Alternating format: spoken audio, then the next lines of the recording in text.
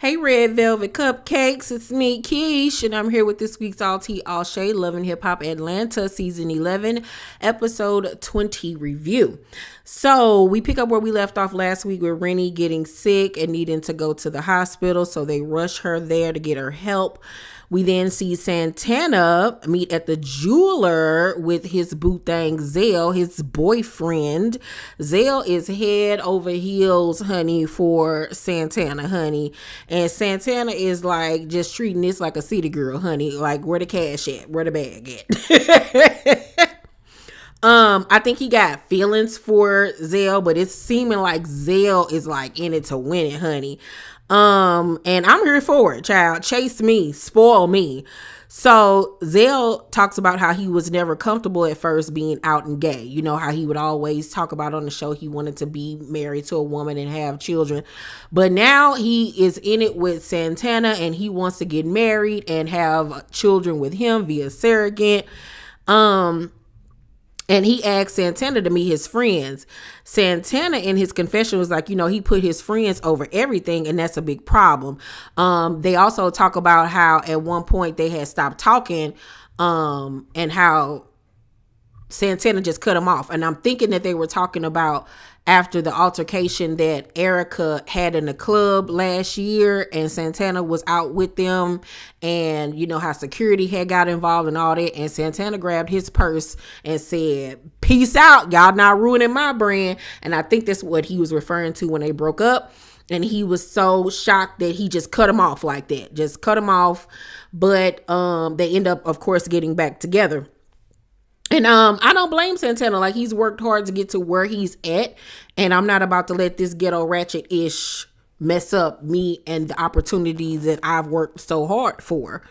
But he like, we can FaceTime, but he ain't really feeling it being around them for real. So I don't know how this gonna work. I really honestly don't.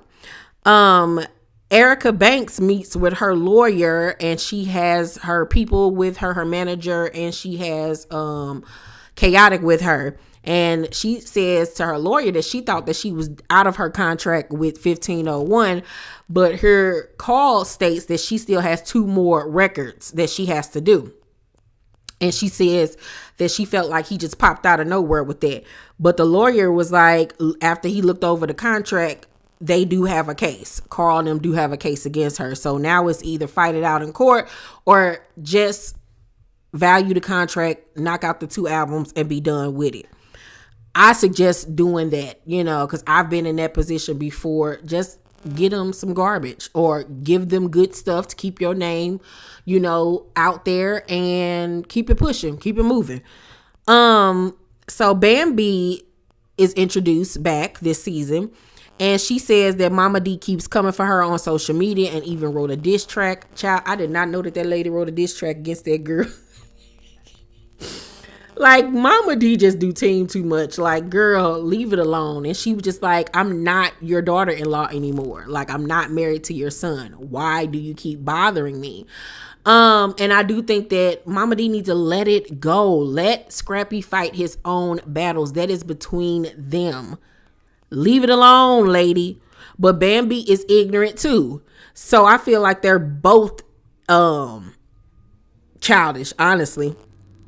So Karlie asks Amy to be on the record that she previously had with Erica Banks. And initially when Amy hears the track, she wants to be on it. And then Karlie tells her that Erica Banks was formerly on it. And she was like, oh. Well, I love the song anyway. It's a banger. I'm going to do it. And plus I'm petty because she don't like Erica Banks. And I was like, oh my God, everybody needs to grow up. But from what I heard, the song does sound good. And Karlie has had 2 back-to-back #1 songs, I think, on Apple Music. So say what you want. The music sounds good. Now, I don't know about the performances, but we'll get to that in a minute.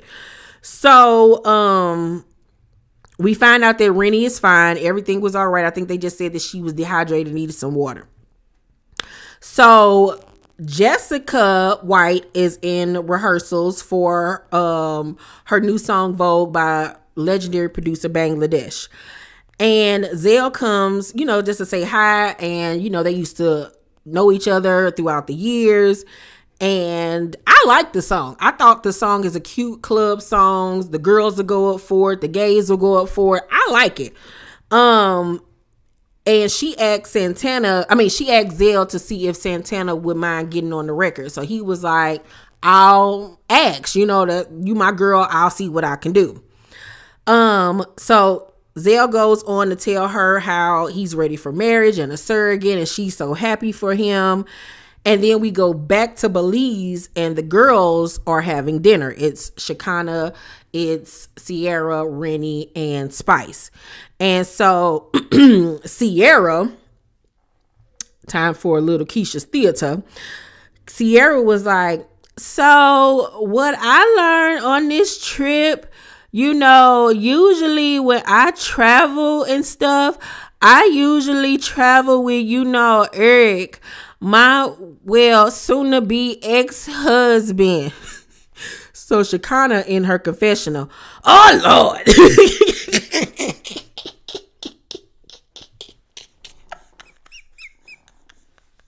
Why is my Shekinah voice so rough? Oh God.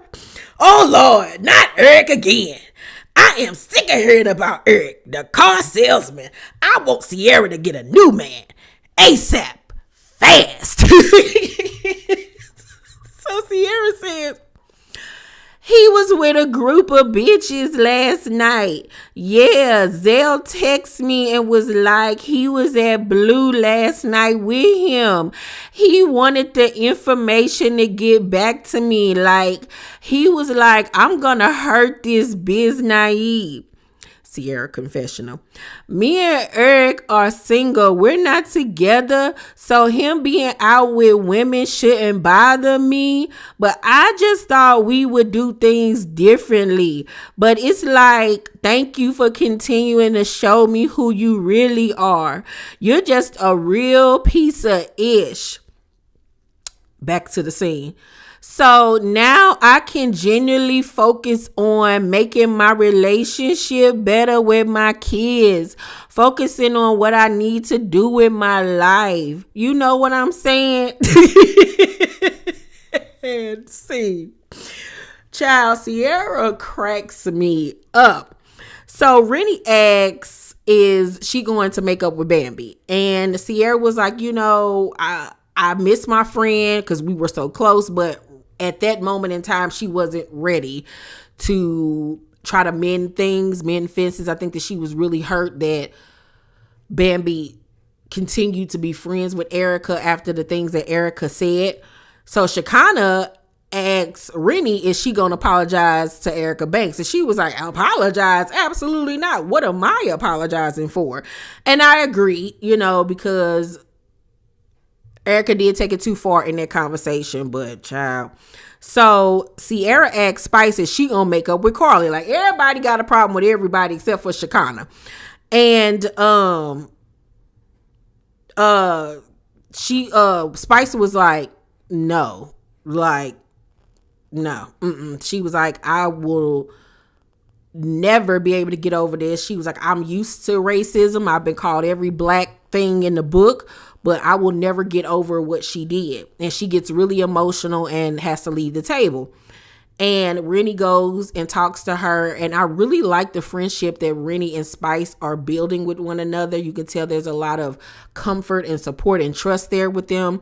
And Rennie was just telling her, we have daughters. We need to teach awareness, but not trauma. Like, in instilling your daughter how beautiful she is with her skin and all of those things. And I really like Rennie this season. I really honestly do. Like, she's really stepping up, because these last few seasons she kind of like played the background. But this season, she's really stepping up more and involving herself more, but still staying out of the drama and being the voice of reason. I really like her. She seems like a really nice, sweet girl. So Zell brings Santana to the studio to meet Jessica in Bangladesh. He's never met either of them. And obviously he doesn't know much about Jessica White. So Jessica was like, thank you for coming. We were hoping to get you on the song.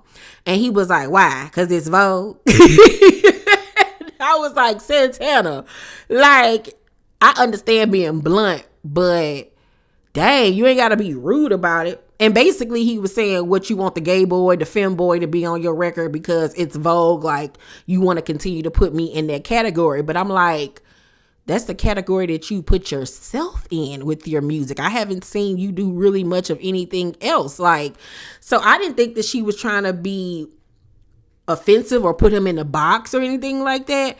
And Bangladesh was simply like, no, like when I made the song, like I literally could only hear you on it. And I agree. I think that it would be a great song for him to get on. I think that if they did a dope video and got this song in the gay clubs and the strip club and all of that stuff, this song could really go.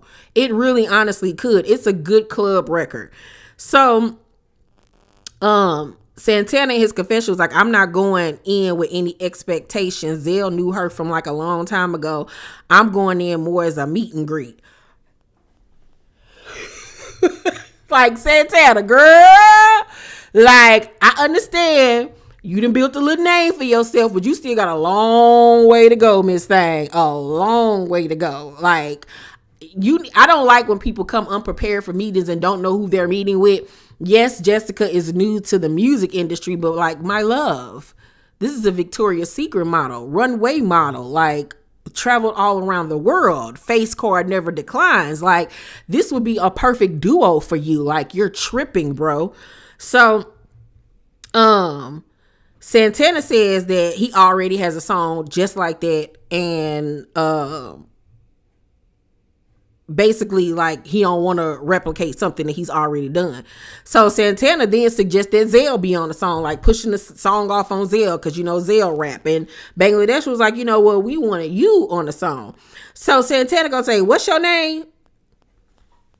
And she was like, Jessica White. Like, come on now, you being rude and you playing in my face now. And she handled it really well, because anybody else would have cussed Santana out. And she was like, this Nick Cannon baby mama, right? Santana! And she was like, no, I got pregnant, but I had, several miscarriages. And, in her confessional, she teared up because she says, that's what people always associate her with now. Not being Jessica White, the supermodel, but being Jessica White, the baby mama of Nick Cannon's. And she tears up, because she always has to correct people after, and it brings up the trauma. And I felt bad for her because he was doing too much, and he was being rude, and he was being uppity and acting like he's so much above her. And it was just like, you look corny, Santana. You really do. So he doesn't see himself being on the track until she gets a little more established.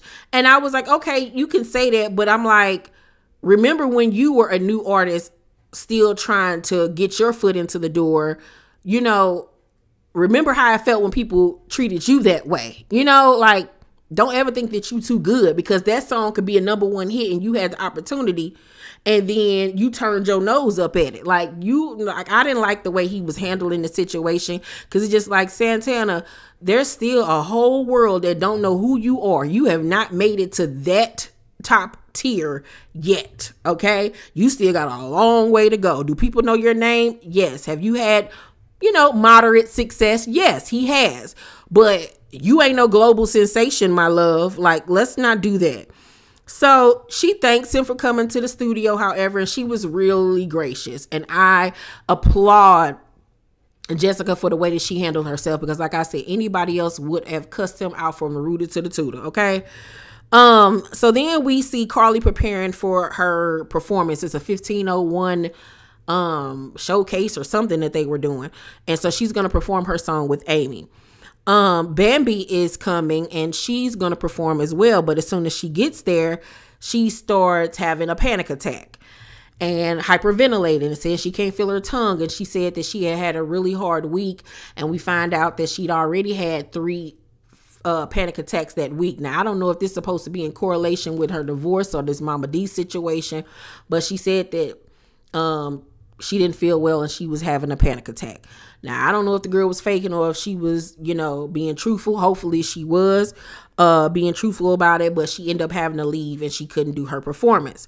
Karlie and Amy, however, perform, and when I tell you the performance level has not gotten any better since season 1 when she was Gucci Fendi Prada.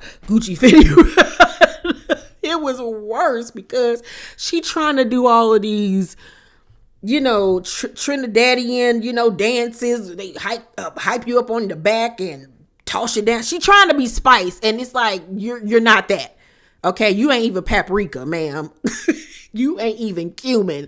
I need for you to stop, okay? I just literally need for you to stop, Karlie. Just be pretty, wear a cute outfit, and walk back and forth. Maybe do a little whine like Nicki Minaj. But other than that, please don't ever do whatever that was again. Please don't. Now, when Amy came out and did her part, loved her part. Her verse sounded really good on the song. It was good. She had great stage presence and everything. But Karlie looked like a geriatric grandmama up there trying to keep up with the little girls. Like, I just know. And even Yandy, because Yandy was there to support, and Yandy was like, yeah, you got to get that performance together, because that was not it at all. Okay. But overall, I'm gonna give last night's episode of Love and Hip Hop Atlanta, I'm gonna give it a B+. It was a cute episode. It was. Y'all let me know what y'all thought about the episode down below in the comment section. Make sure to thumbs up this video, like and subscribe, and hit that notification bell button, you guys. I love you so very much, and I'll see you on the next video. Goodbye.